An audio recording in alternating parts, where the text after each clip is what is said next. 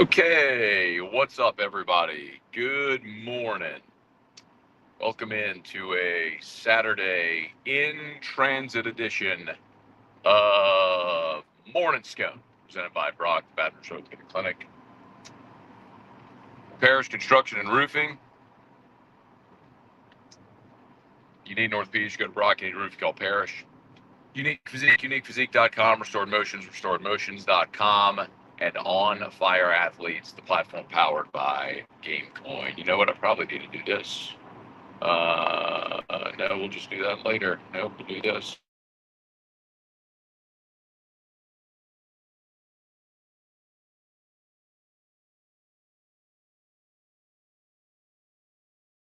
Well,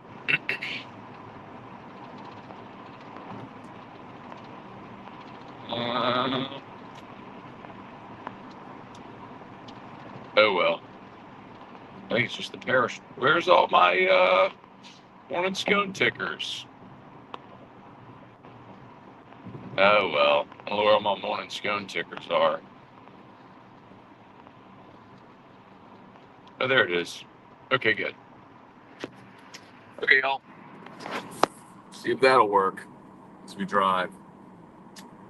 Good. All right.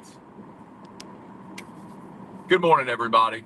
Hope you're having a great start to your Saturday. Heading to New Orleans. We got the state police out and about this morning on I-10. Hanging out there at that overpass, waiting on some sucker to come by.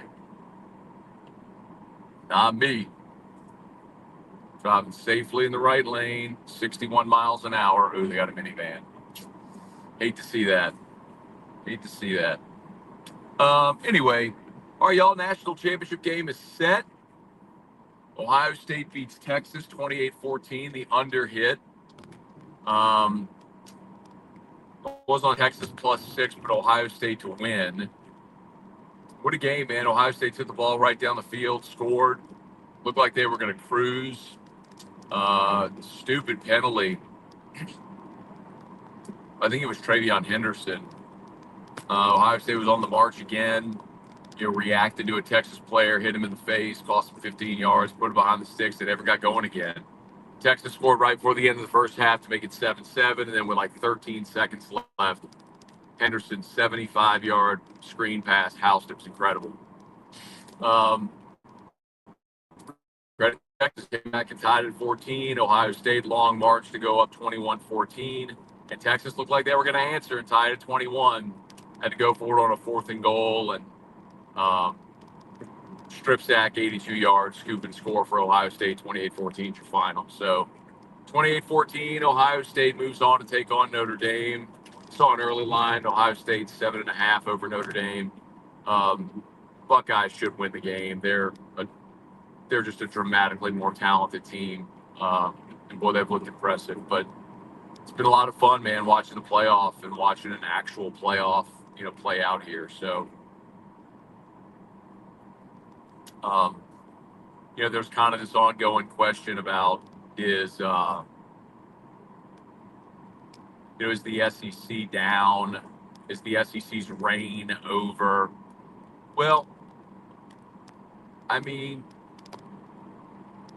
kind of, because I think more than anything, it's one thing I argued for many years about the BCS. As much wailing and gnashing of teeth as there was about the BCS, the point that I always made was, if you're an LSU fan, you should love the BCS. I mean, the BCS was great to LSU and to the SEC because those computers loved the SEC. LSU getting in 07 was was really an ode to how tough the league was and how that benefited. But for example, if we were still in the 4-team playoff, this year would have been Oregon, Penn State, Georgia, Texas. That would have been your 4-team playoff. So Georgia or Texas would have won that game and gone on to play probably Oregon. And I don't know, I mean, kind of like the SEC team in that matchup. Um, but now with an expanded field, it's just going to be harder to win. I mean, you're going to have to win more games, and you're going to have to navigate multiple rounds and road games. It's just harder to win. It's why, honestly, Nick Saban's consistency over his time in college football is incredible because he navigated so many rule changes, right? I mean, from the poll era to the BCS era to the 4-team playoff era, um, the hard cap on signing day for 25, to NIL and portal. I mean, he navigated all of it, continued to be better than everybody. It's pretty incredible. But anyway, so yeah, I mean, I'm not saying like the SEC's never going to win it again, but also a big part of that is Bama was great under Saban. They're not great anymore. Um, can Kirby continue to be great at Georgia? Remains to be seen. I think Saban skewed reality for everybody because, like, dynasties like that don't happen. What like Clemson is more like the norm for great teams or programs, where you have this little run, this 3 to 5 year run. Pete Carroll at USC. He had he was there for a decade, but really it was like 2003, 4, 5. That era when they had their moment. And so Clemson was like 16, 17, 18. And maybe you look, they played LSU for the Natty in 19. So even you could give it a half decade from 2016 to 2020. Not everybody has those runs that last 20 years like Nick Saban. Anyway,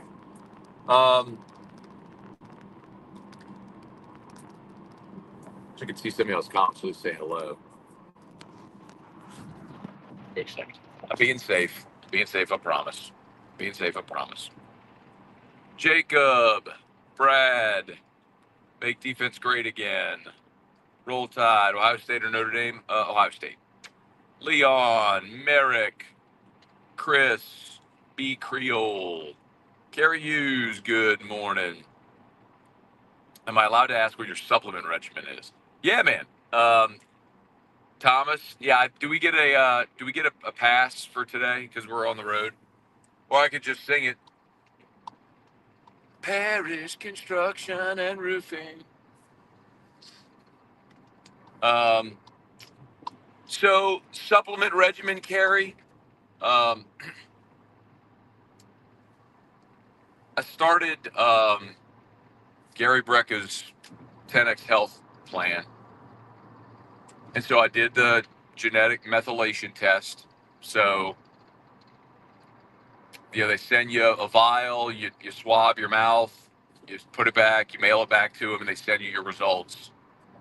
And so they send you the results of what gene mutations you might have that don't allow you to properly methylate certain raw materials. So a lot of big words to say. I think the easiest way to describe it is you take crude oil out of the ground. You can't put crude oil in your gas tank. It has to be refined. Well, when you eat something, your body refines it, taking out the usable form, right? It's a methylation process. Well, most of us have some gene mutation whereby we can't methylate certain raw materials. So a lot of us who supplement just to supplement. You take a multi, you take whatever, but you don't really know what your body is lacking. So this test is designed to find what your body is lacking and then to supplement for that deficiency. So I did the methylation test. I got my results back. So every morning I take the 10x multivitamin called Optimize. I take zinc, magnesium, TMG, and um, and and vitamin D. So that's what I take every morning. So that was like the recommended protocol for me based on my results. So that and I do perfect amino in the morning, which I would highly recommend for anybody because a lot of people don't get enough protein in their diet, and uh, perfect amino gives you the essential amino acids without all the waste or the calories. So would highly recommend that as well. Perfect amino. Take it every morning. So it allows me to maintain my fast. I intermittent fast, so I don't eat until lunch, but I do that in the morning with my supplement so it doesn't break my fast. Toki Doki, good morning. Be safe out here, man. Thank you. Glenn, good morning. Liking Aaron Glenn as the Saints coach. Yeah, man, listen, if Aaron Glenn's the guy, I'm not going to, listen, if they hire Aaron Glenn, I'm not going to like pound the table and be upset. I think there's a lot to like about Aaron Glenn. All the things Drew Brees said, right? He's a leader of men. He's a good culture guy. He knows defense. He played in the league. He was coached at a high level in the league. There's a lot. He checks a lot of boxes. So it's not like I would be upset about Aaron Glenn. I've said this to you all like every time we've talked about this, and I'm acknowledging to you that my opinion is unfair to Aaron Glenn. But my opinion is that I want a first-time coach, but I want someone that has no ties to the Peyton Breeze era. I'm ready to stop chasing that ghost. But Aaron Glenn may be the best guy for the job. And if he is and he gets it and he does great, that would be awesome. But that just wouldn't be the direction I would go. Hey, Vernell, good morning. Lance, Bubba, good morning. Mike, thank you for smashing the like button. Guy Brooks, good morning. Made defense great again, Matt. Does Ohio State's success prove LSU's portal approach works? So that's a good question. You know what, man? I would have to go and look back at Ohio State's portal class from last year because I know they signed obviously really good players like John Judkins and Caleb Downs. Will Howard, their quarterback, portal player. What I don't know is what I don't remember or know offhand is how many players Ohio State signed. You see, I think one of the sort of discrepancies or disparities like with Kiffin's portal classes. Last year, Ole Miss signed like 26, 27 guys out of the portal. Like, they went not only quality, but they went numbers out of the portal. And my point is, like, LSU this year is at 14, but it's quality over quantity. I wonder, I wonder for Ole Miss, can you actually have that kind of turnover every year and maintain any level of consistency? I think Florida State is the great test case, right? Florida State went ham in the portal for their 2023 season. They had Keon Coleman and Jared Verse and Braden Fisk and all those guys. And then all those guys were gone in one season. And then look at what happened to Florida State this year. So that's where I wonder, is Ole Miss set for that? Maybe. So you're asking about Ohio State, and I just don't remember how many players Ohio State brought in the portal for this year's class. Does it work? I think Ohio State's proving it can work. Which has just always kind of been interesting to me. Even before the season started, the conversation we had was that Brian Kelly and Lane Kiffin were going about building programs in very different ways. Brian Kelly was trying to recruit the high school ranks and supplement through the portal, and Lane was trying to build his roster through the portal. And the point that I made was I don't know. I don't know what will work. Um, but we'll just wait and see. And both teams this year were disappointing. Ole Miss was 9-3. LSU was 8-4. LSU beat Ole Miss. Neither team made the playoff. So does it show that neither of those works? Do you have to find the happy medium? And I think that's what LSU is pivoting to is I don't think they're signing necessarily dramatically more players out of the portal, but they're increasing the quality of the player out of the portal. Ole Miss, it feels like, has to go get numbers out of the portal again because of all the numbers they're going to lose. I don't know if I answered your question. Hey, Cortland, good morning. Love the article. Thank you much. I can't read that long. If you're posting long comments, I'm not going to be able to read them while I drive. I apologize for that. But yeah, I got a column up at LouisianaSports.net from yesterday. It's the Freeman Kelly thing. I mean, I've talked about it enough. It feels like an evergreen at this point. I did Locked On about it yesterday, and I mean, I think ultimately the point is, look, if how about this? If Notre Dame loses the championship game by 2 scores to Ohio State, is Notre Dame really in any better or different situation under Marcus Freeman than they were under Brian Kelly?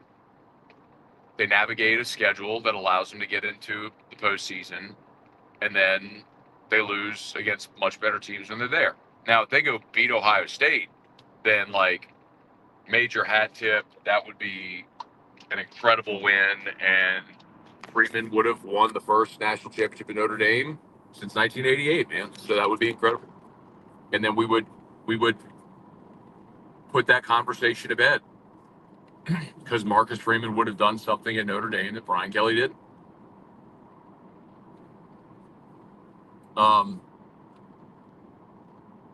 But Kelly had Notre Dame in the championship game in his 3rd year.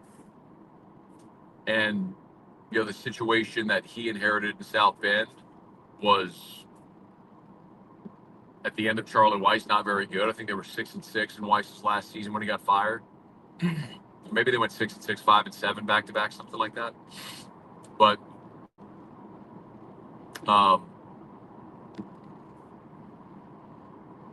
Kelly went 8-5, 8-5, and then went 12-0. Played for a championship.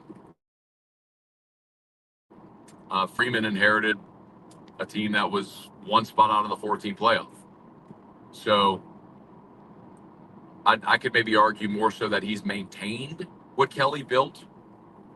But it's also difficult because it's just a different era, man. Like, if this were still the 4-team era, Notre Dame wouldn't have been in the playoff. They would have been out of the playoff this year. They wouldn't have been in the 4-team. So I guess the real question is, how much do you laud Notre Dame for beating Indiana, who a lot of people felt didn't even belong in a playoff, Georgia, without their starting quarterback, and then Penn State, which, I mean, it's a nice win, but don't get it twisted, man. The teams that Brian Kelly, and I put this in the column, the teams that Brian Kelly had to play in the playoff.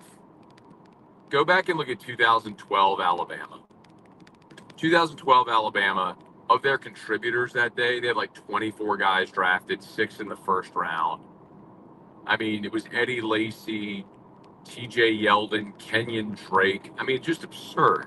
AJ McCarron throwing to Amari Cooper. I mean, it's just ridiculous, they were just Clinton Dix. I mean, they were loaded. That was an NFL team that blasted Notre Dame. This Notre Dame team wouldn't have had an Ice Cube's chance in hell against that, against that Alabama team.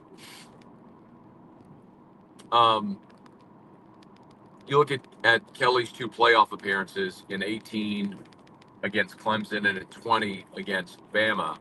The 2018 Clemson team was Trevor Lawrence, Travis Etienne, T. Higgins, Justin Ross, Cleveland Farrell, like those 4 Clemson defensive linemen that all went in the first round, Dexter Lawrence. I mean, come on. They beat Notre Dame 30-3 and then went on. That's a team that beat Alabama. What was it, like 46-14 or whatever it was? Like, that Clemson team beat the mess out of Alabama. Do you think this Notre Dame team would have fared better? Team that can't even throw the ball vertically. And then they played Bama in 2020, and that's the Bama team that scored 56 or whatever was on Ohio State in the championship game.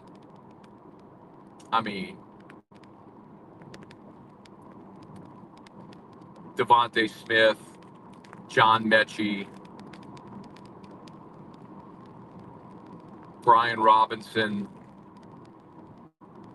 Najee Harris. I mean, come on. Like, you think this Notre Dame team would have fared better against those? Come on. Like, I guess that's the point I'm making, man. Like, I don't think there's a superpower in college football, so I don't know that Freeman has elevated Notre Dame. I guess like I don't think Freeman has come in, taken over for Kelly, and elevated Notre Dame to a point where they would have won any of those games that Brian Kelly lost in the playoff. All the big games that they say Brian Kelly lost. Like, I don't think this Notre Dame team has an ice cube chance in hell against any of those games that I just mentioned. So that's kind of the point. It's just a different era where it's a more inclusive path to the playoff where 12 teams can get in. And so Notre Dame got in, and they won a home game against Indiana, and they got a good draw, beating Georgia without their starting quarterback, and then had a nice win against Penn State. A good team. But are we sitting here honestly believing that this Notre Dame team would have beaten the 2012 Alabama team? Come on.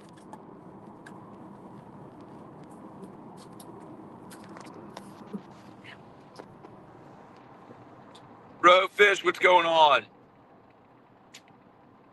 That's funny. That's a Notre Dame person, yeah. Like, so what happens? So what happens when Ohio State beats Notre Dame by 2 scores? Are you going to come back and say Marcus Freeman can't win the big one? Brad, where are you going? I'm going to New Orleans. So the bowl show on Your View, breaking down the bowls. This is our last one. So it was 4 episodes. We kind of did a bowl preview, and then with each round of the college football playoff, we've done another episode after to preview the next. So we'll this one will be recapping the semis and previewing the title game. So heading down to record it, and I'm sure it'll air today. Please smash the like button if you would, subscribe to the channel. Facebook, like the page, share the post. We appreciate y'all for being there. As always, shout out to Brock. Baton Rouge Orthopedic Clinic, locations all over the greater Baton Rouge area. If you need an orthopedist, brortho.com, brortho.com. All the subspecialties, after-hour clinic. They have Brock Physical Therapy as well. Parish Construction and Roofing. If you need an orthopedist, go to Brock. You need a roof, give us a shout at Parish. Parishbuilt.com, parishbuilt.com. If you haven't done it yet, please vote in the Best of Baton Rouge from the Advocate. Parish Construction and Roofing was nominated for Best Roofing Company. Would really, really, really appreciate it if you take a quick second and vote at the Best of Baton Rouge. Unique Physique, uniquephysique.com, semaglutide, tirzepatide, weight loss shots everybody talk about. Lowest prices, no contracts. Do the whole thing over telemed. They can ship your medicine anywhere in the country. And now they have 3-month pricing, so you can save $100 if you pay for 3 months at a time. Toki Doki, did you see Will Howard's hand? I did. Leon, Ewers hasn't gotten better. Called him a chance at the Natty.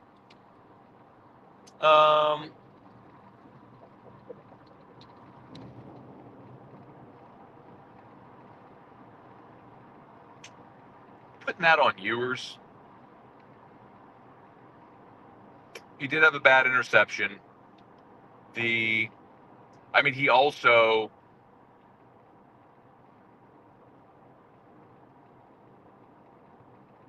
I don't know, man. I just think Ohio State was way better. Leon, playoffs have been awesome. Randall, good morning. SEC will adjust. You know, I agree with that, Leon, that the SEC, the benefit the SEC has and will always have is that the SEC,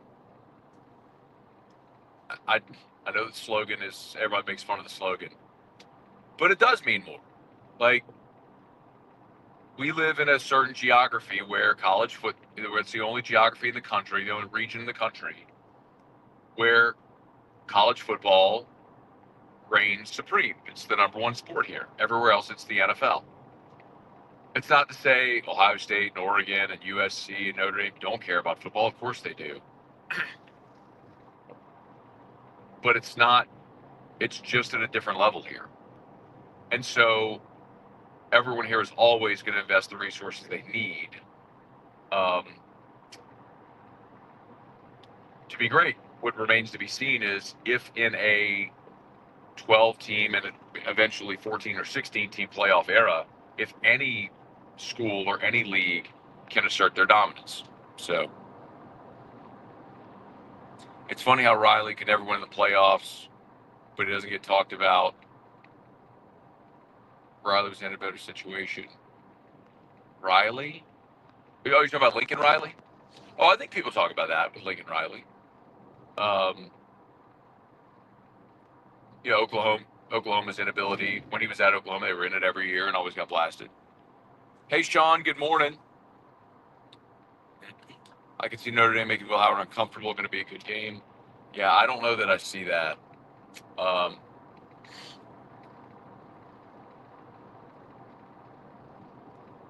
I mean, Penn State. I think if Penn State goes back in hindsight and looks at that game, James Franklin's biggest regret is going to be that he didn't run the ball enough with Katron Allen. I think they tried to rely a little too heavily on the pass. I think, honestly, Ohio State did the same thing last night. But I think with Judkins and Travion Henderson running the football, boy, I think that causes a lot of problems for Notre Dame, and they certainly don't have the skill on the outside to hang with Smith and Ibuka. I think Notre Dame is a really solid team. Credit them for being disciplined and playing well together and doing the things they do really well and just sort of finding a way, right? Like, the Georgia game, for example, they found a way, man. They got the kickoff return for a touchdown. They got the sack before half, but I'd put that on Kirby to say, what are you doing? Backup quarterback. You're at your own 20. It's 30 seconds up. What are you doing? Georgia fumbled going in to get points.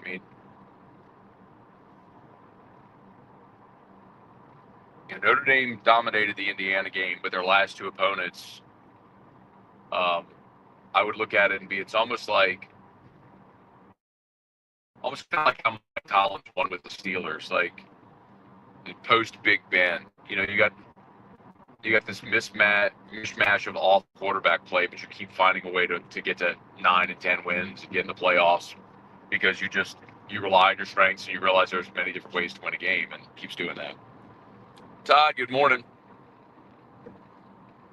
Hey, John, good morning. Yeah, man, the strip sack scoop score was Herbstreit on the broadcast said that's a top 3 individual play in the last 50 years of Texas football, or of Ohio State football. And he'd know. He grew up an Ohio State fan, played for Ohio State, called a ton of their games. But he said that strip sack at the end of the game and scoop and score. So it'd be like a top 3 individual moment of the last 50 years. That's crazy. Yeah, Texas couldn't protect Ewers. I think you see Clemson, a few schools make a comeback. Don't know that I see that with Clemson. if you're not going to play the game, it's really hard to imagine.